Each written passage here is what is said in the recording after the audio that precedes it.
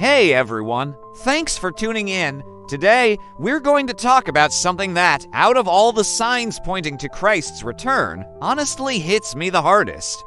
It's a sign that I see every single day, and frankly, it breaks my heart more than any other. In the book of Matthew, chapter 24, Jesus gave his disciples a glimpse into the future, into the very times we're living in now. He said, because of the increase of wickedness, the love of most will grow cold. Just pause for a moment and let that sink in. The love of most will grow cold. Now, look around. Do you see it happening too? Think about the fabric of our society. We're seeing families torn apart over disagreements that used to be manageable. Neighbors living side by side for years who don't even know each other's names, let alone speak. We see churches, places that should be beacons of love and unity, splitting over issues that seem so trivial in the grand scheme of things. It feels like we're reliving in a generation that prizes self-preservation and personal gain above service and sacrifice for others. I have these nostalgic memories, maybe you do too, of a time when communities genuinely looked out for one another. When a neighbor was sick, people brought over soup. When a family was struggling, the whole block pitched in. I remember when families made it a priority to gather for Sunday dinner, a time to connect and share their lives. Churches were known not for their internal politics or controversies, but for their overwhelming love and outreach to the community. But what do we see today? Road rage has become so common, it's almost expected. Online cruelty, hiding behind anonymous profiles, is normalized. People say things to each other on the internet that they would never dare say to someone else's face. And what is truly concerning is that this isn't just a problem out there in the world. Even within Christian circles, I see so much more arguing, debating, and division than I see genuine, Christ-like love.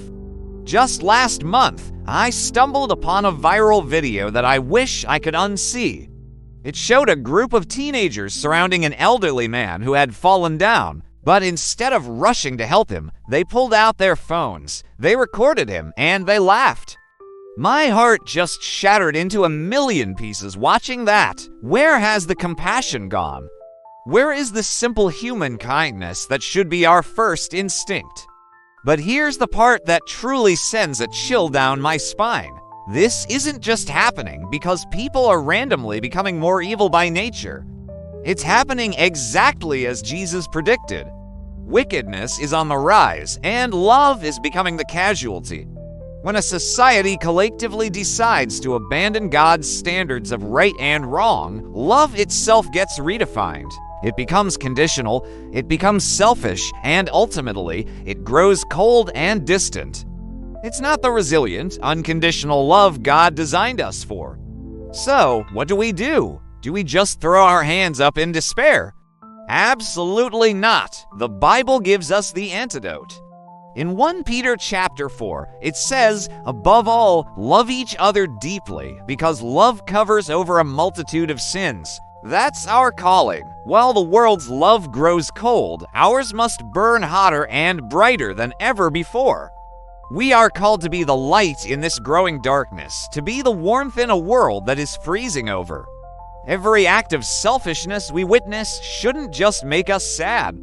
It should be a powerful reminder that Jesus is coming soon. He is coming to judge wickedness and to restore love to its rightful place. Every broken relationship we see should make us cling that much tighter to the one whose love never fails, never gives up, and never runs out. So, I want to encourage you today, my dear friends, my beloved brothers and sisters. Don't let your heart grow cold. Don't let the bitterness of the world seep into your spirit. In a world that is losing its heart, let's be the hands and feet of Jesus. Let's show them what real, radical, world-changing love looks like. Thank you so much for watching. If this message resonated with you, please give it a thumbs up and consider subscribing for more content like this. Let's keep this conversation going in the comments below. God bless you.